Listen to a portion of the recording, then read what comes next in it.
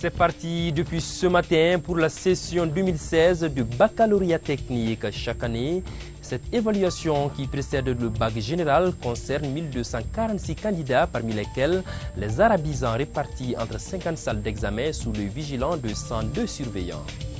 Ce 16 mai 2016 marque les 39 ans de la disparition de Modibo Keïta, premier président de la République du Mali, père de la nation. L'homme est considéré par les Maliens comme un grand patriote et un véritable panafricaniste. L'hommage que le Mali lui rend aujourd'hui n'est que reconnaissance. Voilà donc pour les titres. Merci à vous qui avez choisi TM2 pour vous informer. Très belle entame de semaine à tous. Bonsoir et bienvenue.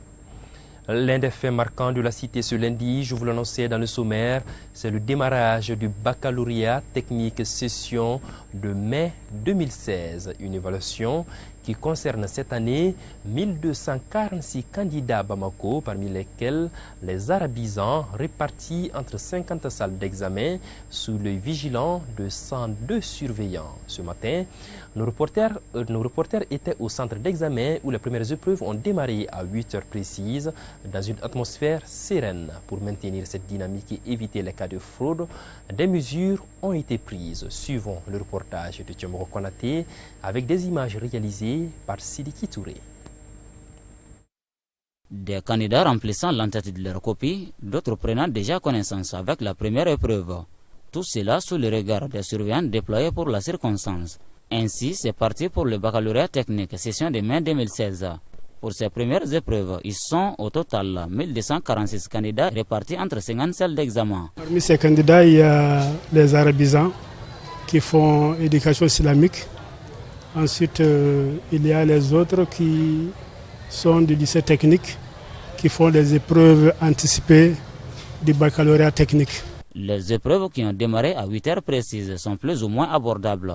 C'est en tout cas ce que pensent les quelques candidats que nous avons interrogés. Nous sommes là pour l'épreuve des travaux pratiques. Comment est-ce que vous trouvez déjà le sujet? Bon, c'est pas mal, c'est abordable. Dans l'ensemble, quel est votre état d'esprit? Est-ce que vous êtes inquiète ou vous êtes sereine? Sereine serait un bien grand mot, mais je ne suis pas inquiète. J'ai comme épreuve TC et dessin, technologie de construction et dessin technique. C'est un peu bien quand même, pour le moment. Bon, quand même, je suis confiant. Oui. Ces épreuves constituent la première étape du parachèvement d'une année scolaire apaisée selon la directrice de l'Académie d'enseignement de la rive gauche. Pour faire de ces évaluations une réussite, des mesures draconiennes ont été prises pour éviter d'éventuels cas de fraude. Il y a la police de surveillance et le règlement des examens qui sont des documents qui sont là pour vraiment éviter cette fraude-là. Il y a eu aussi une grande campagne de sensibilisation du ministère de l'Éducation qui a sillonné toutes les régions du Mali. Ces épreuves du bac technique donnent le ton des examens de fin d'année. Au regard des différents témoignages, on peut sans doute affirmer que les candidats sont sereins. Reste à leur souhaiter bonne chance. Voilà, Thiamoro Konaté, vous l'avez bien dit, bonne chance à tous les candidats pour ce bac technique. Il y a 39 ans tout juste, disparaissait Modibo Keïta, père de l'indépendance du Mali, pour réhabiliter l'homme dans sa dimension.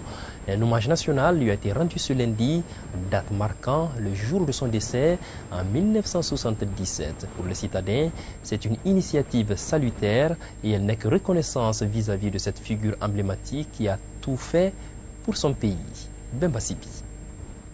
Une cérémonie d'hommage national a été rendue au président Modibo Keïta, premier président du Mali indépendant. Cette initiative des autorités, les Maliens l'accueillent avec joie. Ça, c'est une bonne initiative qui mérite d'être saluée en réalité, puisqu'on doit rendre grâce à Dieu, à Modibo Keïta et à ses pères aussi, ses pères fondateurs. Vraiment, on doit le rendre reconnaissant, quoi. Ce qu'il a fait pour le Mali, c'est obligatoire que nous devons lui rendre connaissance pour lui féliciter, quoi. Pour moi, vraiment, Modibo Keïta était un président exemplaire. Parce qu'au moins, ce n'est pas un homme qui a une double facette. C'est-à-dire, si j'ai dit une double facette, c'est un homme, au moins, même si son régime ne nous convient pas, c'est un régime au moins qui nous a beaucoup rapporté. Si je dis qu'il nous a beaucoup rapporté, par exemple, sur le plan économique, malgré que notre économie n'était pas très avancée, Modibo Keïta était un homme au moins qui n'acceptait pas une certaine corruption qui règne de nos jours. L'intégrité était l'une des multiples valeurs du président Modibo Keïta. L'amour de la patrie y était également inscrit en grandes lettres. Sur le président Modibo Keïta, on peut dire qu'il a bien aidé le Mali d'abord, puisque être premier président d'un pays, c'est pas facile. Le président Modibo Keïta a beaucoup fait pour le Mali, il s'est battu pour l'avenir du Mali. Donc moi-même, j'aimerais que les Maliens fassent la même chose pour le Mali. Il faut qu'on se batte pour le Mali aussi, quoi. Se battre pour le Mali comme l'a fait Modibo Keïta, c'est qui, à coup sûr, mettra notre pays sur la voie du développement. Toujours parlant de la journée d'hommage à Modibo Keïta, quelques écoles maliennes ont fait des leçons modèles pour la circonstance, histoire de faire connaître aux élèves le grand patriote et le panafricanisme de souche qu'a été le fils de Daba et Atouma Kamara. C'était un reportage signé Aminata Zoumanasako. Le patriotisme, le mérite, le culte du travail et de l'excellence, la reconnaissance du mérite sont les socles de la vision politique de Modibo Keïta. Une vision qualifiée de socialisme, mais que nous définissons comme du panafricanisme pragmatique. 39 ans après sa disparition, on se souvient encore de l'homme en milieu scolaire. À son époque, l'éducation surtout était vraiment quelque chose qui était pris au sérieux. Et à cette époque-là, nous pensons que les futurs cadres du Mali aujourd'hui, c'est grâce à quand il était au pouvoir, il a su gérer la situation. Je reconnais en lui les premières réformes monétaires en 1962. Je reconnais en lui l'implantation des premières usines pour la transformation de nos produits agricoles sur place. Bref, je reconnais en lui un patriote convaincu, un Malien hors pair. Nous devons aussi se référer sur lui comme il avait promis. En même temps, il s'est battu pour nous, les élèves, avant sa mort. Modibo Keïta reste une fierté pour de nombreux Maliens à cause de ses valeurs d'intégrité et de patriotisme. Je suis fier de lui, parce qu'il a été un ancien, comme je vous l'ai dit, un ancien chevronné, et il a su aussi valoriser le métier de l'enseignement. Modibo Keïta fut, quand il était élève à l'école William Ponty, un excellent sauveteur. Il y a un de ses collègues qui allait se noyer. C'est Modibo Keïta qui l'a sauvé de la noyade. Quelques années après, ce même étudiant sauvé par Modibo Keïta de la noyade fut président de la République du Dahomey, actuel Bénin. S'il est évident que les hommes passent, mais que les actes demeurent, l'on pourrait dire, et sans risque de se tromper, que Modibo Keïta reste l'un des plus grands repères pour la nouvelle génération. Sur un tout autre plan à présent, la plusique, comprenez poésie musicale, est un concept lancé par Nyari Fatoumata Keïta et Robert Adamadissa. Ils viennent d'ailleurs de mettre sur le marché leur premier album en duo, un album de 15 titres qui aborde plusieurs thématiques sur la société, la politique, entre autres. Bemba Sibi s'est entretenu avec les deux artistes à l'occasion du lancement de leur album Nyetala, Terre de paix. Laissez-moi parler dans ce pays où le chancelant s'en va au vos et ce peuple qui meurt de faim, de soif, de misère noire. La poésie, je la fais depuis longtemps, depuis le lycée, depuis bien avant le lycée. Mais l'idée de plusique et la terminologie plusique, elle est de Robert Dissa, un ami de longue date. Ça fait 20 ans que nous sommes amis. Et il a commencé à mettre ses poèmes sur fond musical et c'est lui qui m'a ramené dans la plusique. C'est un mouvement que nous venons de commencer, un concept qu'on veut bien développer et porter haut pour entretenir notre engagement constant de parler des grandes thématiques qui concernent le bonheur humain. Mes sources d'inspiration, c'est partout. C'est un enfant qui pleure, c'est une femme qui est frappée, c'est un homme qui ne peut pas envoyer son enfant à l'école parce qu'il est pauvre. C'est l'injustice en général. Difficile, je dirais. Facile aussi, je dirais, dans la mesure où Fatoumata et moi, nous les faisons avec beaucoup d'amour, si bien qu'on ne se rend même pas compte du temps qui passe. Mais vous prenez par exemple, laissez-moi parler. Voici un poème d'au moins 20 ans. Vous imaginez. Ah, vous voyez, 24 ans le poème. Vous voyez, c'est pas facile. Nous, on commence un poème aujourd'hui, il nous faut 2 ans, 3 ans, un seul texte, hein, souvent 4 ans pour le terminer, un seul texte. Bon, donc, on commence beaucoup de textes à la fois et en même temps, hein, compte tenu de l'inspiration du moment. Donc, on commence et puis après, le travail de poète même commence à partir de là. L'inspiration, à mon avis, est divine. Mais maintenant, ton travail de poète consiste à dégager le rythme à l'écoute de ta propre âme que tu veux donner, mais vraiment à ce poème-là pour qu'il puisse être fidèle à ton âme. Donc c'est ce travail-là qui nous fatigue surtout. D'abord, vous voyez Majesté, elle dit quelque part, toute personne qui a une petite portion de pouvoir doit savoir qu'il ne doit pas en abuser. Oui, je suis d'accord. Les mères par les liens sacrés du mariage, unis les 2 époux, l'imam les bénis, la foule des parents et des amis applaudis. À présent, je vous propose un tour d'horizon de l'actualité internationale. C'est en bref et en image et commenté ici par Aminata Allah.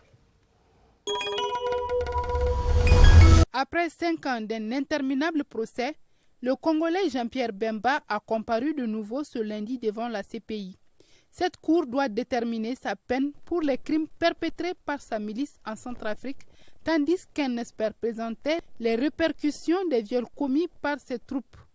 Le 21 mars, au terme d'un procès ouvert en novembre 2010, la Cour pénale internationale a reconnu l'ancien chef rebelle du nord de la République démocratique du Congo coupable de 5 crimes de guerre ou crimes contre l'humanité commis en 2002 et 2003 en Centrafrique, en vertu du principe de la responsabilité du commandant. En Israël, le Premier ministre n'a pas apprécié la dernière sortie de son ministre de la Défense devant les hauts gradés de l'armée. Moshe Yaalon avait appelé les officiers à exprimer leur opinion même si elles étaient opposées à l'échelon politique. Benjamin Netanyahou a convoqué ce lundi son ministre de la Défense après ses propos sur la liberté de parole des officiers. Selon un communiqué laconique diffusé notamment par le bureau du Premier ministre, les 2 hommes ont clarifié le sujet et il n'y a pas de différend. Le Premier ministre japonais Shinzo Abe promet une coopération totale avec la justice française qui enquête depuis décembre 2015 sur des versements suspects dans l'attribution des Jeux olympiques d'été de 2020 à Tokyo, et notamment des virements effectués vers Papa Masata Diak, fils de Lamine Diak, ex-président de la Fédération internationale d'athlétisme. De son côté, le porte-parole du gouvernement japonais, Yoshihide Suga, déclare qu'il va vérifier les faits. Ce lundi marque le 50e anniversaire du début de la révolution culturelle en Chine.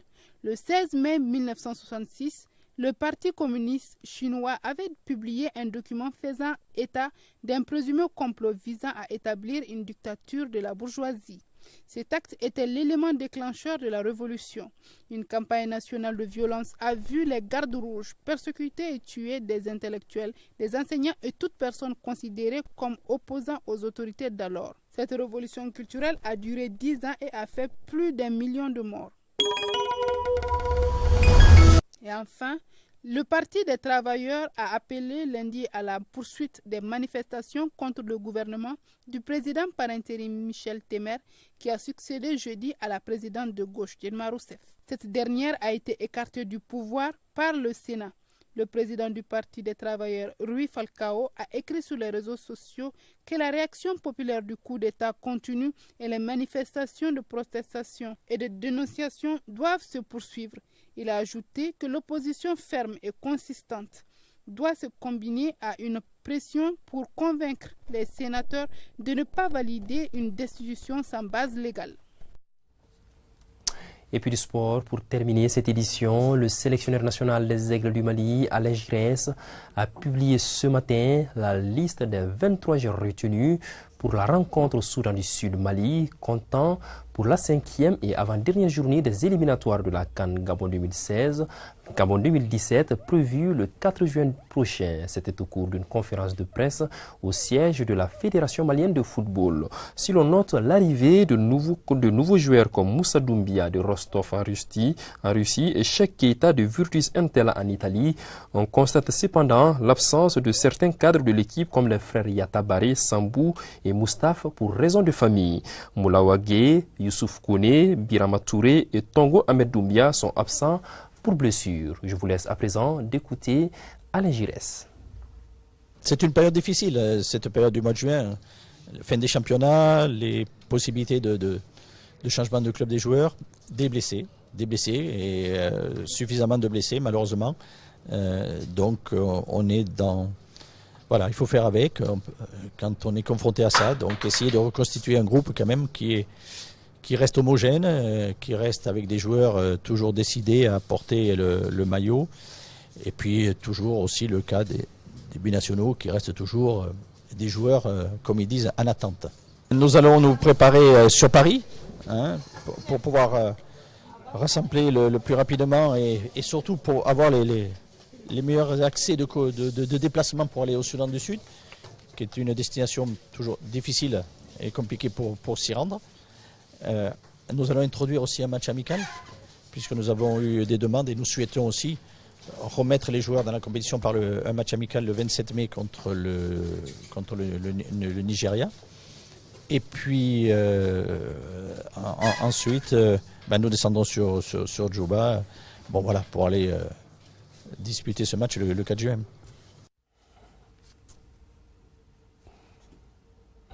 Voilà, c'est la fin de cette édition. Merci de l'avoir suivi. Prochain cap de l'information, c'est demain à la même heure. D'ici là, portez-vous bien et passez une excellente suite de soirée.